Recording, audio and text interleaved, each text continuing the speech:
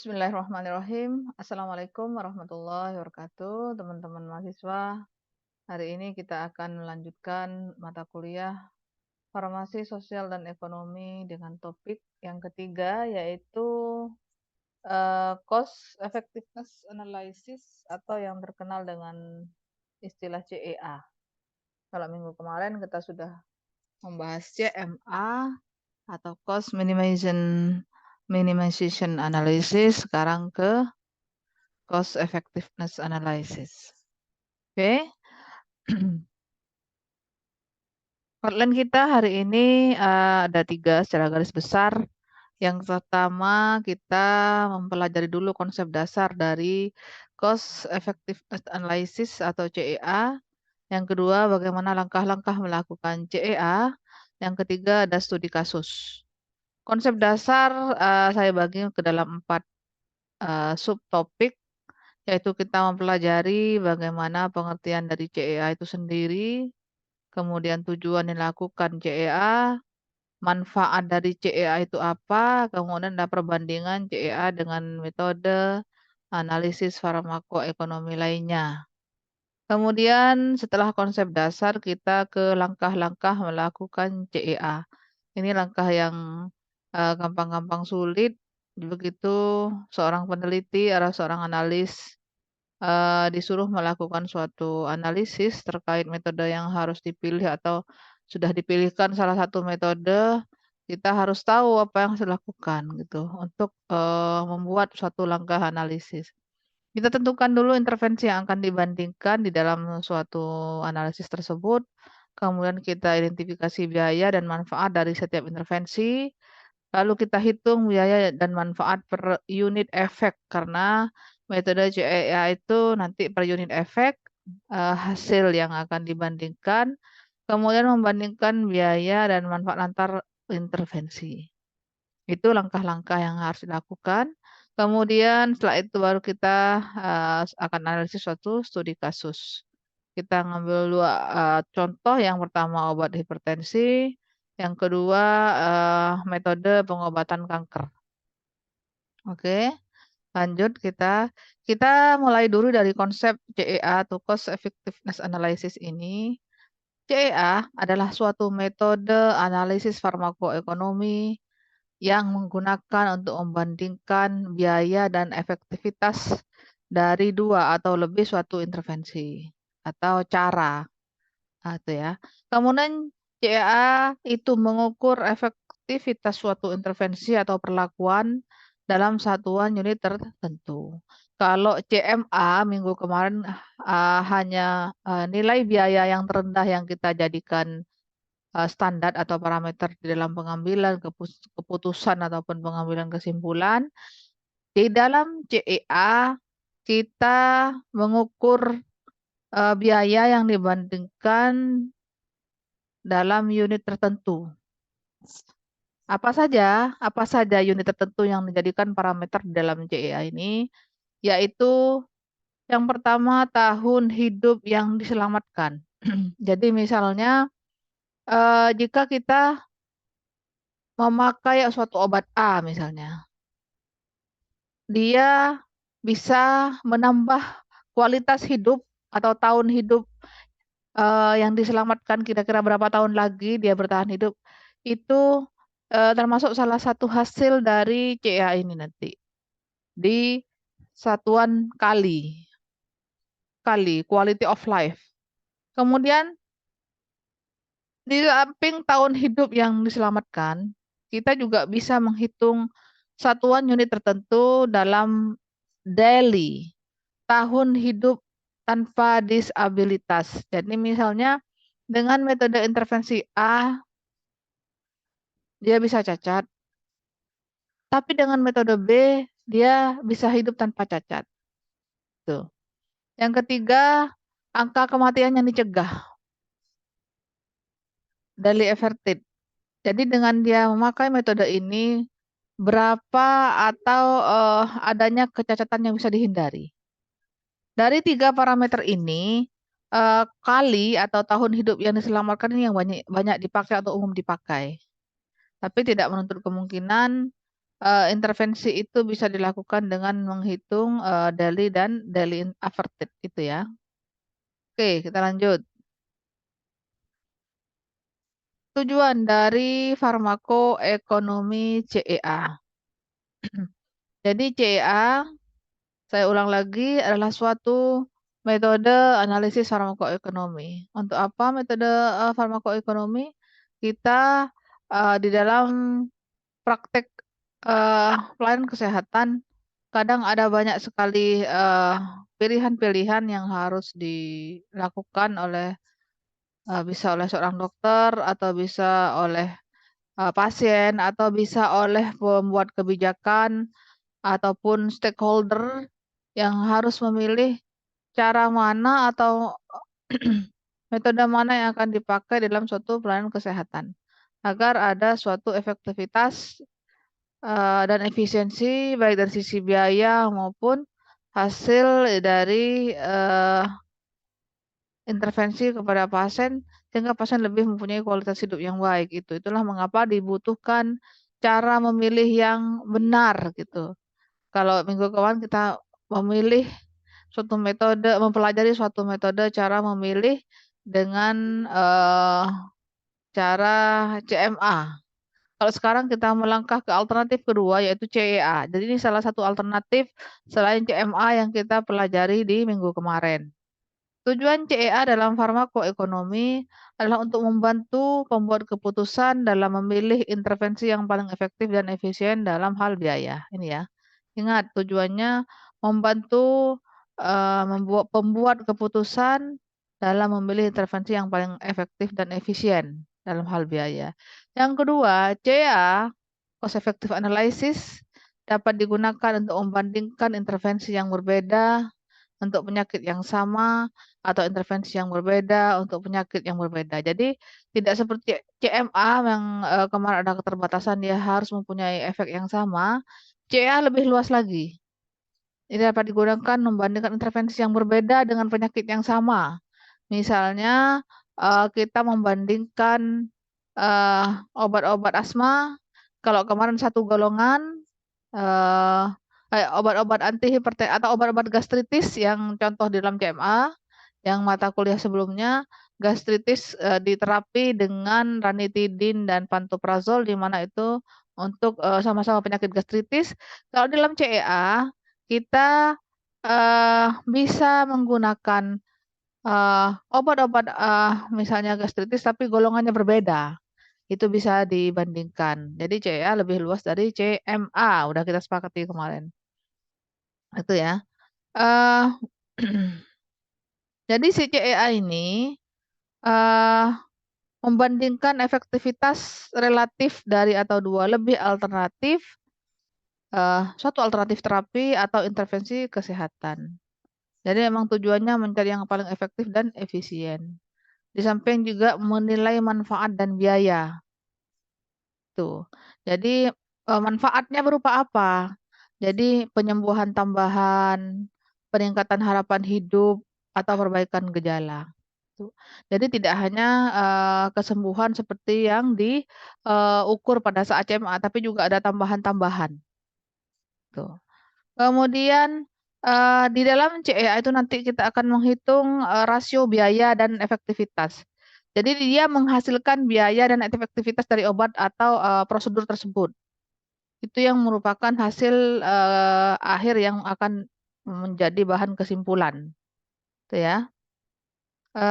Kemudian dia juga membantu mengambil keputusan dalam bidang kesehatan, termasuk dokter, manajer rumah sakit, dalam penentuan intervensi mana yang paling efektif dan ekonomis untuk digunakan dalam sistem perawatan kesehatan. Di samping itu, dia merupakan salah satu cara untuk optimalisasi sumber daya.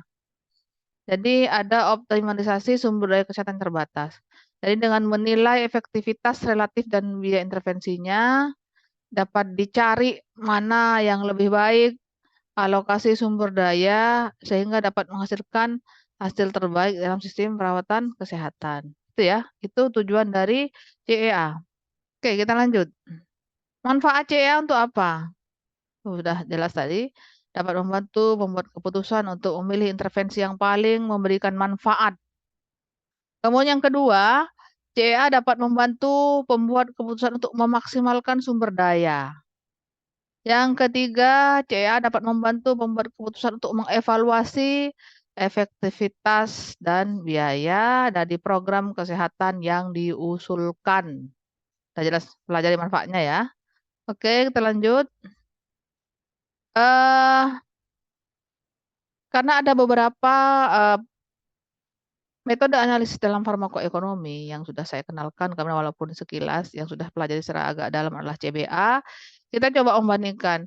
CEA ini akan kita gunakan untuk membuat perbandingan.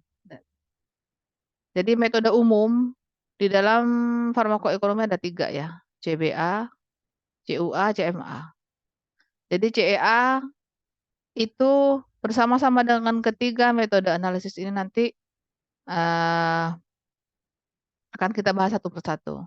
Ada CMA yang sudah kita bahas, CEA yang sekarang kita bahas, ada CBA dan ada CUA. Nanti tempatnya masing-masing ada. Apa kurang lebihnya ya. Oke. Jadi ingat, metode farmakoekonomi analisisnya ada 4 secara umum. Ada CEA yang sekarang kita bahas, ada CBA yang belum kita bahas, ada CUA yang belum kita bahas, ada CMA yang sudah saya bahas minggu kemarin. Oke, kita lanjut. eh ada beberapa kelebihan kelemahan dari CEA. Seperti halnya suatu metode analisis, masing-masing punya kelebihan dan kelemahan. Kalau kemarin CMA sudah kita bahas apa kelebihan dan kelemahannya di mata kuliah sebelumnya. Sekarang kita ke kelebihan dan kelemahan CEA. Ada 3 yang saya simpulkan. Silakan kalau memang ada kelebihan-kelebihan lainnya, teman-teman bisa mengabari kita di grup untuk dibahas. Kelebihan CA adalah tidak memerlukan penilaian moneter atas manfaat intervensi. Itu ya, tidak memerlukan penilaian moneter. Hal ini membuat CA lebih mudah dilakukan daripada metode analisis farmakoekonomi lainnya yang memerlukan penilaian moneter seperti cost benefit analysis atau CBA yang belum kita bahas. Jadi di dalam CBA ada faktor moneter yang harus dimasukkan dalam suatu perhitungan. Kalau CA belum, tidak membutuhkan itu. CA lebih sederhana daripada metode analisis farmakoekonomi lainnya. Tapi dia lebih rumit dibanding CBA loh ya. Tapi dibanding dia lebih rumit dibanding CMA atau cost minimization analysis. Tapi kalau dibanding CBA dan CUA, si CA lebih sederhana. CA dapat digunakan untuk membandingkan intervensi yang menghasilkan hasil klinis yang berbeda. Jadi walaupun berbeda hasilnya, CA tetap bisa dibandingkan karena ada penilaian khusus untuk masing-masing. Ya. Hal ini membuat CA lebih fleksibel daripada metode analisis farmakoekonomi lainnya, seperti halnya cost minimization analysis yang hanya dapat membandingkan intervensi yang menghasilkan hasil klinis yang sama. Sudah kita sepakati.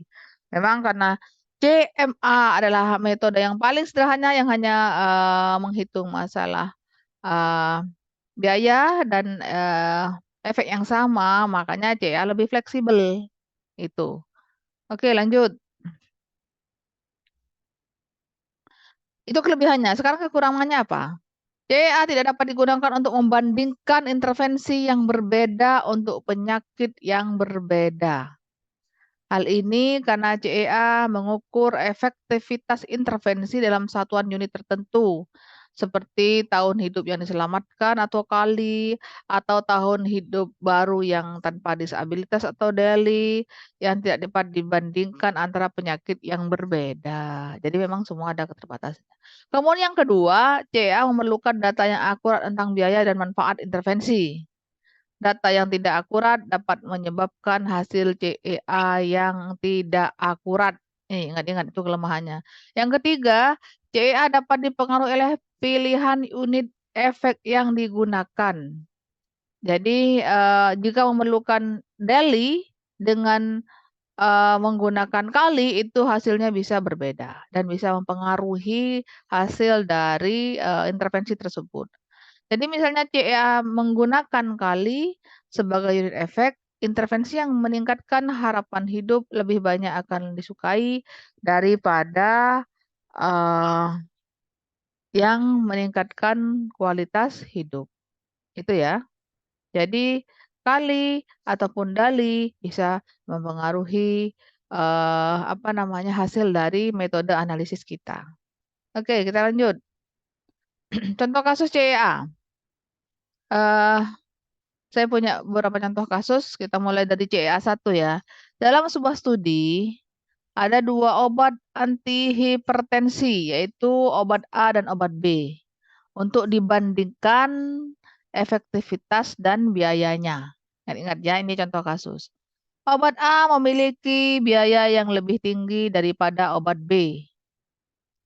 Tetapi obat A juga memiliki efektivitas yang lebih tinggi daripada obat B. Kenapa? Karena obat A dapat menurunkan tekanan darah tinggi secara signifikan lebih baik daripada obat B. Ingat ya. Dalam kondisi tidak hanya biaya yang menjadi pertimbangan, maka kita harus menghitung dengan metode ala CEA, mana yang kita pilih obatnya itu nanti sebagai kesimpulan yang lebih baik yang akan kita berikan kepada pembuat keputusan, yang akan kita berikan hasilnya kepada dokter, maupun yang akan kita berikan kepada pasien. Setelah itu, kita hitung. Kita hitung dengan cara apa? Intervensinya kita tulis obat A dan obat B. Biaya yang dikeluarkan oleh masing-masing obat kita juga tulis. Misalnya, biayanya untuk obat A adalah 100.000. Kemudian biaya obat B adalah 50.000. Kemudian juga kita hitung manfaatnya. Manfaat yang dihitung dalam bentuk kali atau quality of life atau tambahan eh, kualitas hidup itu. Jadi biaya dalam rupiah. Kalau yang obat A dalam rupiah, maka obat B juga dalam rupiah. Sekarang manfaat. Manfaat juga dalam satuan kali. Jadi kalau obat A dalam satuan kali, maka obat B juga dalam satuan kali. Nah, setelah manfaat diketemukan, maka dihitunglah perbandingan antara biaya dibanding manfaat dengan cara membagi masing-masing nilai rupiah ini dibandingkan dengan manfaat. 100.000 dibagi 0,5 hasilnya 20.000. 50.000 dibagi 0,4 hasilnya 12.000. Jadi biaya per kalinya dalam satuan rupiah bisa dicari. Obat A 20.000, obat B 12.000. Itulah tadi mengapa obat A lebih mahal biaya per kalinya dibanding obat B. Karena ini biaya per kalinya 20.000, biaya per kali obat B adalah 12.500. Berdasarkan hasil CEA tersebut, obat A lebih efektif daripada obat B, tetapi lebih mahal. Gitu. Karena obat A memiliki biaya kali yang lebih tinggi daripada obat B, yaitu 20.000 versi 12.500. Jadi, ini akhirnya relatif untuk diputuskan yang mana. Jika pembuat keputusan memiliki anggaran terbatas, maka obat B juga mungkin merupakan pilihan yang baik karena dia lebih murah intervensinya. Obat B lebih murah dan masih memberikan manfaat klinis yang signifikan. Tetapi jika anggarannya mungkin baik, tinggi, maka mungkin obat A yang dipilih. Itu. Sekarang kita bahas. Biaya total adalah jumlah biaya yang dikeluarkan untuk melakukan intervensi. Ya, biaya total. Kemudian manfaat total adalah jumlah manfaat yang diperoleh dari intervensi. Ini akan kita bahas nanti setelah ini. Pasti bingung teman-teman. Kenapa keluar 0,5? Kenapa keluar 0,4? Oke. Biaya per kali dihitung dengan membagi biaya total oleh manfaat total. Udah tahu ya? Biaya per kali adalah biaya dibagi manfaat. Pada kasus hipertensi, biaya total obat A adalah 100.000, sedangkan manfaat totalnya adalah 0,5. Oleh karena itu, biaya per kali si obat A adalah biaya total dibagi manfaat total. 100.000 dibagi 0,5, maka nilainya adalah 20.000. Dari mana? Kalau nilai biaya bisa dihitung. Nilai biaya per kali bisa dihitung dari mana? Dari kalau udah ketahuan manfaatnya. Manfaat dari mana? Manfaat ini, teman-teman, berasal dari penilaian oleh si pasien. Jadi dia yang tanya, begitu dia memakai obat A, kira-kira dari angka 0 sampai 10, dari angka 0 sampai 10, Ibu, Bapak, Anda merasa mendapatkan manfaat berapa gitu misalnya. Anda bisa mendapatkan manfaat berapa dari obat ini. Jadi bisa 0,5, berapapun yang oleh pasien itu dirasa dia bertambah sekian kualitas hidupnya. Jadi ini subjektif dari si pasien yang menilai. Kita berikan kuesioner atau isian kepada pasien, kita jelaskan dalam kuesioner tersebut bahwa Anda sedang di survei, dan jika misalnya Anda disuruh menilai seberapa bertambahnya kualitas hidup Anda memilih berapa nilai. Di dalam itu kita berikan nilai-nilainya. Kalau skala 0 sampai 10 berapa gitu. Ya, subjektif ya. Jadi adalah penilaian subjektif dalam hal ini. Oke, kita lanjut. Sekarang kasus B. Kasus CEA2. Dalam sebuah studi, ada dua metode pengobatan penyakit kanker, yaitu metode pengobatan A dan metode pengobatan B. Akan dibandingkan efektivitas dan biayanya. Ya. Metode A memilih biaya yang lebih tinggi daripada metode B, tetapi juga memiliki efektivitas yang lebih tinggi dari metode B. Metode A dapat meningkatkan harapan hidup pasien secara signifikan lebih baik daripada metode B. Tuh. Manakah hal yang harus kita pilih dari dua prosedur tersebut? Ya, sudah dibuat tabel. Intervensinya yaitu metode pengobatan penyakit kanker A dan metode pengobatan penyakit kanker B. Biayanya dalam satuan rupiah, metode A adalah 500.000, metode B adalah 250.000. Manfaat. Manfaat itu seperti tadi sudah saya sampaikan. Bagaimana cara menghitung manfaat? Dibuat isian atau kuesioner kepada pasiennya. Dia berhak mengisi berapapun yang dia pikir sesuai dengan kondisi dirinya. Subjektif ya ini. Jadi bukan si peneliti yang mengisi ini, tapi si pasien yang mengisi.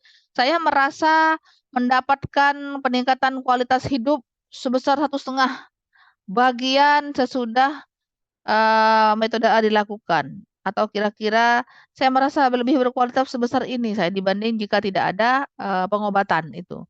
Begitupun yang manfaat yang metode B. Kemudian dihitunglah biaya per kali, yaitu uang dibanding dengan manfaat ini keluarlah angka rata-rata biaya per kali. Lebih besar mana? Metode A lebih mahal biaya per kalinya dibanding metode B. Itu ya. Berdasarkan hasil CEA tersebut, metode A lebih efektif daripada metode B, tetapi juga lebih mahal. Jadi dia bisa meningkatkan manfaat dalam satuan kali sebesar 1,5 dibanding hanya satu. Dari sisi manfaat dia lebih tinggi si metode A, tetapi eh, juga lebih mahal. Metode A memiliki biaya kali yang lebih tinggi daripada metode B, yaitu 333.000 versus 250.000. Jika pembuat keputusan memiliki anggaran terbatas, metode B merupakan pilihan yang lebih baik. Metode B lebih murah dan masih memberikan manfaat klinis yang signifikan.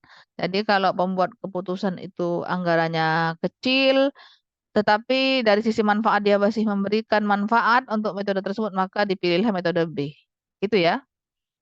Itu. Sekarang kita lihat penjelasannya. Biaya total adalah biaya yang dikeluarkan untuk melakukan intervensi. Oke. Manfaat total adalah jumlah manfaat yang diperoleh dari intervensi. Yang saya bilang subjektif tadi. Biaya per kali adalah dengan membagi biaya total dengan manfaat dalam satuan kali. Pada kasus kanker, biaya total metode A adalah 500.000, setelah dibagi kali adalah 333.000. Kesimpulannya yang mana? Tadi bergantung pada kondisi dari si pembuat keputusan. Kalau anggarannya sedikit, maka karena metode B masih memberikan manfaat, maka dipilihlah yang biaya per kalinya lebih rendah. Itu ya. Oke, kita lanjut. Ini cara menghitung biaya per kali. Tadi sudah saya jelaskan sedikit, cuma tidak apa-apa kita ulang. Biaya per kali dihitung dengan membagi biaya total dengan manfaat total. Biaya total adalah jumlah biaya yang dikeluarkan untuk melakukan intervensi, sedangkan manfaat total adalah jumlah manfaat yang diperoleh dari intervensi. Pada kasus hipertensi, biaya total obat A adalah 100.000, manfaat totalnya 0,5 kali. Oleh karena itu, biaya per kali obat A adalah biaya dibagi manfaat total. Keluarlah angka biaya per kali 200.000. Sama pun dengan kasus kanker ya. Biaya per kali sama dengan biaya total dibanding manfaat total.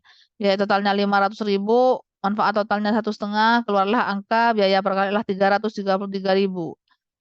Terus cara menghitung biaya per kalinya sudah. Biaya per kali adalah biaya total dibanding manfaat total. Tuh, sudah ya, mengerti yang ini? Oke, lanjut. Kalau tidak mengerti bisa kita bahas lagi nanti. Oke, kita lanjut.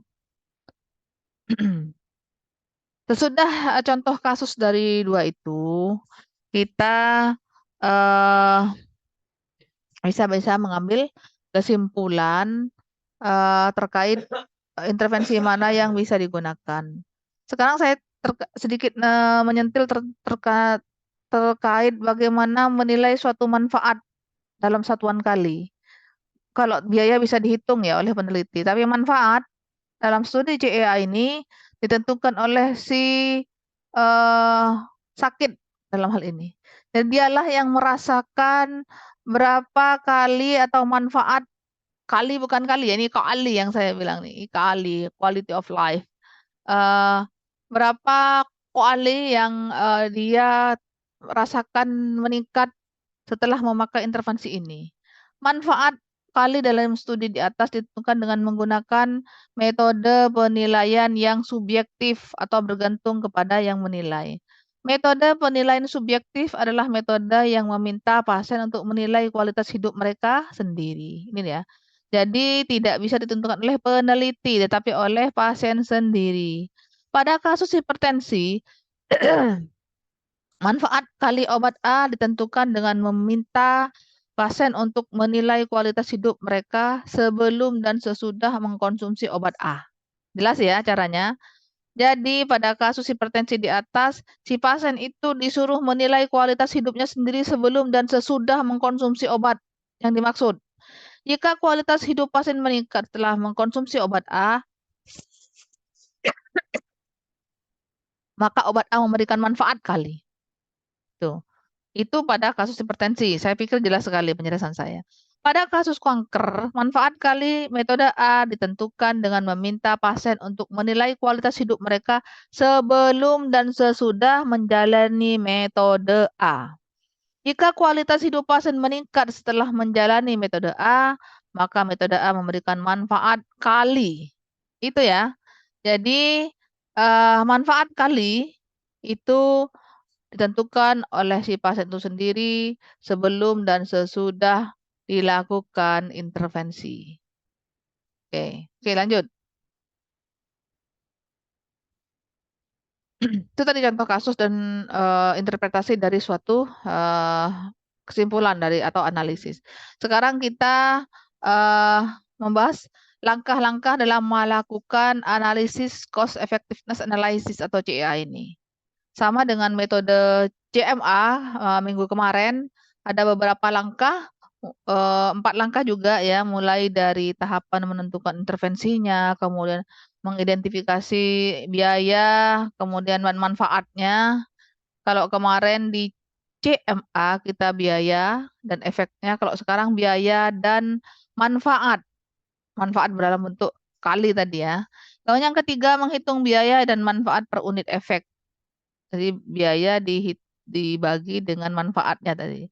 Setelah itu yang langkah yang keempat adalah membandingkan dan menyimpulkan manfaat antar intervensi tersebut, ya. Kita tentukan mulai dari tahapan dan deskripsi untuk masing-masing kasus karena berbeda satu sama lain. Yang pertama menentukan intervensi yang akan dibandingkan. Bagaimana definisi operasional atau deskripsinya? Intervensi yang akan dibandingkan itu ditulis, bisa berupa antar obat atau prosedur ataupun program kesehatan ya. Yang kedua, kita lanjutkan jika sudah kita tentukan intervensi yang akan dibandingkan, kita mengidentifikasi biaya dan manfaat dari setiap intervensi yang akan dilakukan. Biaya dan manfaat dari setiap intervensi harus diidentifikasi dengan cermat. Biaya dapat berupa biaya langsung seperti biaya obat, biaya perawatan, ataupun biaya tidak langsung seperti biaya hilangnya produktivitas. Misalnya, jika sakit, pasien itu tidak bekerja, ataupun orang yang menunggu tidak bekerja. Nah, berapa penghasilan yang hilang dalam hal ini? Itu bisa dimasukkan dalam biaya. Misalnya pasien biasanya kalau tidak sakit dia sehari menjadi tukang parkir misalnya bisa menghasilkan 100.000. Jadi di samping biaya obat yang dia pakai dalam pengobatan, dia juga harus menghitung biaya yang hilangnya produktivitas. Jadi penghasilan saya hilang dalam sehari 100 misalnya. Dalam sebulan 25 hari jadi 2,5 juta itu dimasukkan dalam komponen biaya. Kalau manfaat dapat berupa manfaat klinis seperti peningkatan kualitas hidup ataupun peningkatan harapan hidup. Atau bisa dari sisi manfaat ekonomi seperti peningkatan produktivitas ataupun penghematan biaya. Jadi bisa dimasukkan. Ini bisa oleh peneliti diakomodir dalam suatu penilaian yang memudahkan si pasien untuk menghitung perbandingan dari sebelum dan sesudah adanya intervensi tersebut. Kemudian, setelah itu adalah yang ketiga, yaitu menghitung biaya dan manfaat per unit efek. Itu ya. Biaya dan manfaat per unit efek dihitung dengan membagi biaya total oleh manfaat total. Jadi sudah ya, biaya per unit. Jadi kalau biayanya 100.000 tadi dibagi 1,5 manfaat. Misalnya seperti itu, sudah ada di contoh tadi. Biaya dan manfaat per unit efek menunjukkan berapa biaya yang harus dikeluarkan untuk menghasilkan 1 unit manfaat. Itu udah ada contohnya tadi. Yang keempat, membandingkan biaya dan manfaat antar intervensi. Biaya dan manfaat antar intervensi dibandingkan untuk menentukan intervensi mana yang paling efektif dan efisien. Intervensi dengan biaya dan manfaat per unit efek yang lebih rendah dianggap lebih efektif dan efisien. Jadi, kalau sudah diketahui manfaat biaya dan manfaat antar intervensi dibandingkan per unit efek sudah dilakukan di langkah ketiga, setelah itu baru per intervensi. Nah, tetap dilihat bahwa intervensi yang paling efektif efisien adalah yang biaya per unit efeknya yang lebih sedikit. Itu. Saya rasa mengerti semua yang ini ya. Oke, kita lanjut. Contoh langkah-langkah dalam CEA. Kalau tadi langkah-langkah secara umum, sekarang kita lebih ke kasus. Kalau misalnya Anda disuruh melakukan suatu analisis, maka ini langsung contohnya ya. Obat A dan obat B misalnya. Tujuan penelitian kita tulis. Dalam hal ini intervensi yang akan dibandingkan adalah ada obat A dan obat B. Yang kedua, intervensi apa yang akan kita lakukan kita tulis di langkah kedua.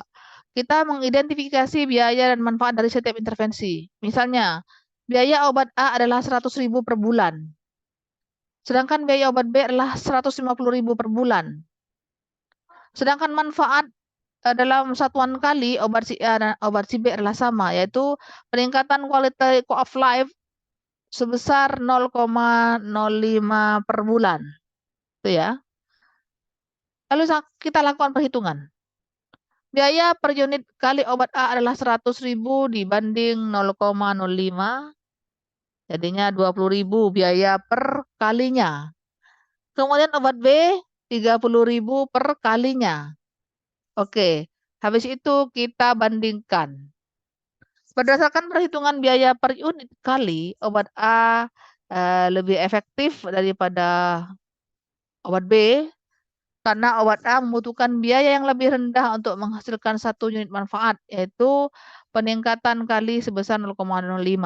Karena kebutuhan manfaatnya adalah sama sebesar 0,05. Gitu ya. Untuk menghasilkan manfaat yang sama dibutuhkan biaya yang berbeda. Obat A lebih murah dibanding obat B.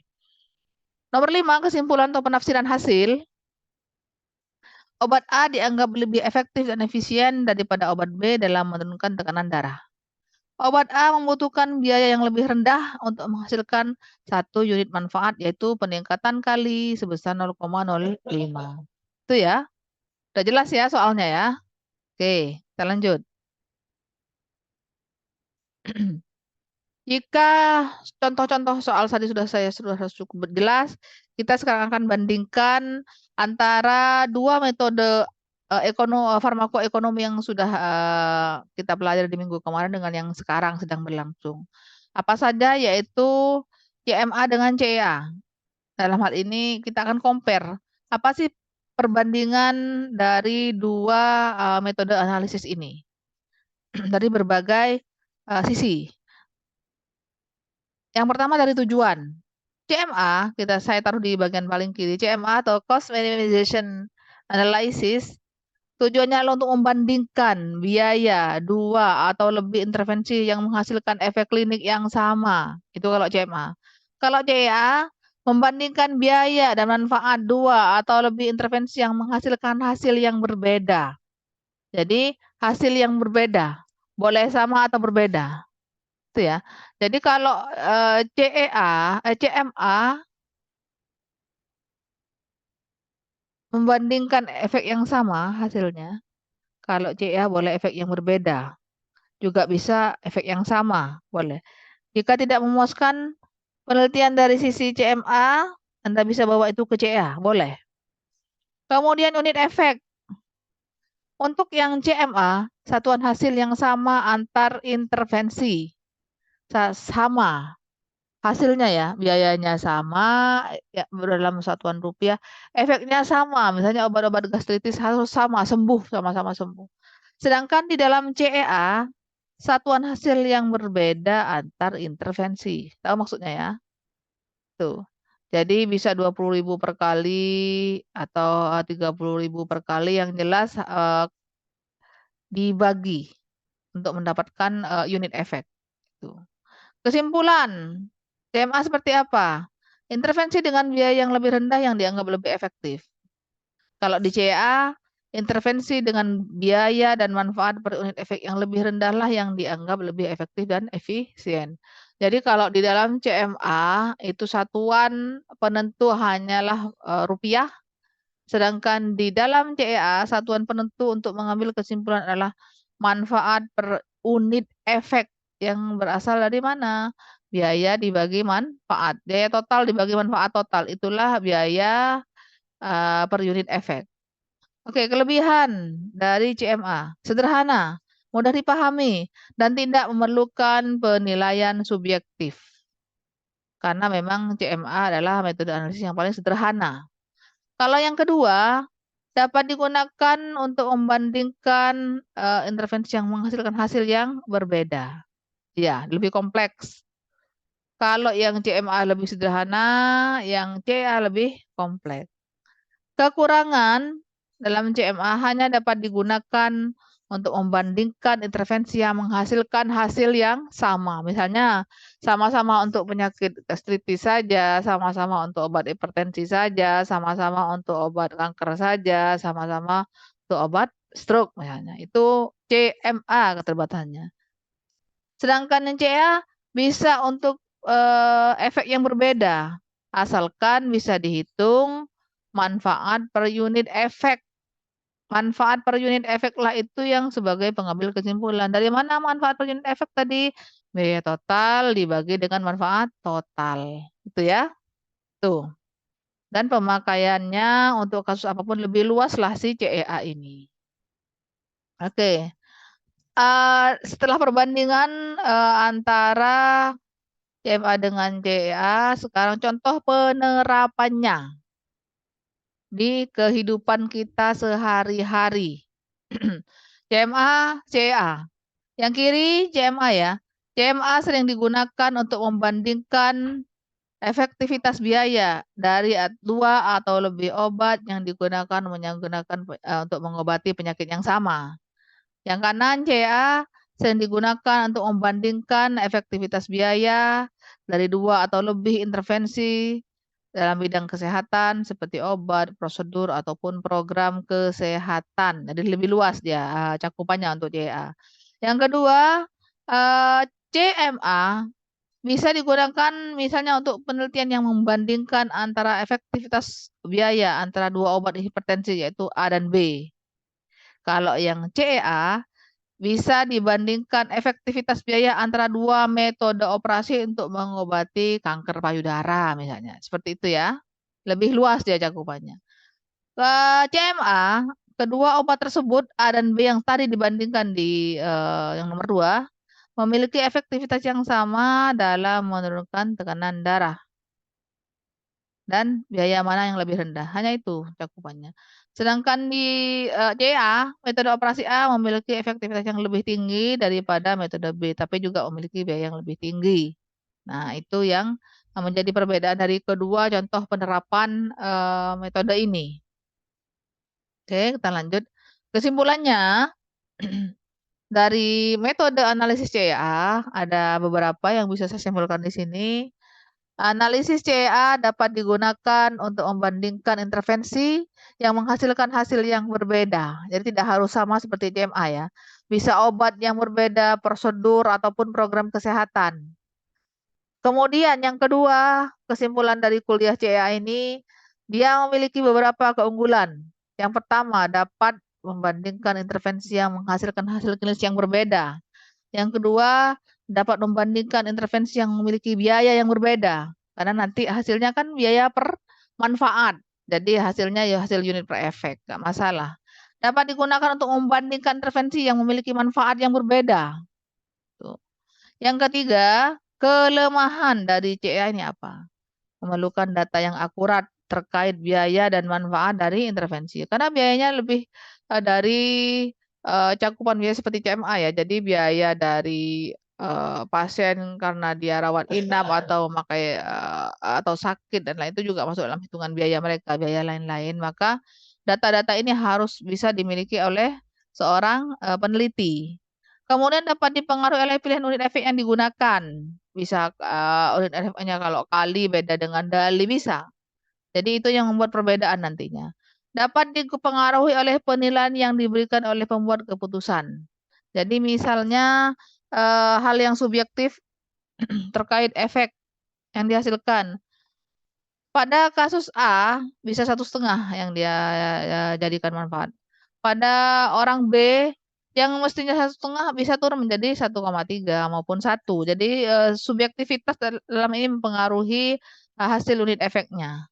Yang keempat, analisis CEA dapat membantu pembuat keputusan untuk memilih intervensi yang paling efektif dan efisien dalam penggunaan sumber daya kesehatan terbatas. Jadi sama halnya dengan CMA, dua metode analisis farmakoekonomi ini dapat membantu decision maker ataupun stakeholder untuk memilih intervensi mana yang paling efektif efisien untuk penggunaan sumber daya. Itu ya. Itu kesimpulan dari kuliah CA. Terima kasih. Kalau ada pertanyaan silakan dikirim ke email atau ke WA saya yang tertera di dalam slide terakhir ini. Itu sementara ya teman-teman kuliah CA hari ini kurang lebihnya saya akhiri. Kalau ada pertanyaan silakan. Saya buka pintu lebar-lebar, insya Allah bermanfaat. Wabillahi taufik wal hidayah. Wassalamualaikum warahmatullahi wabarakatuh.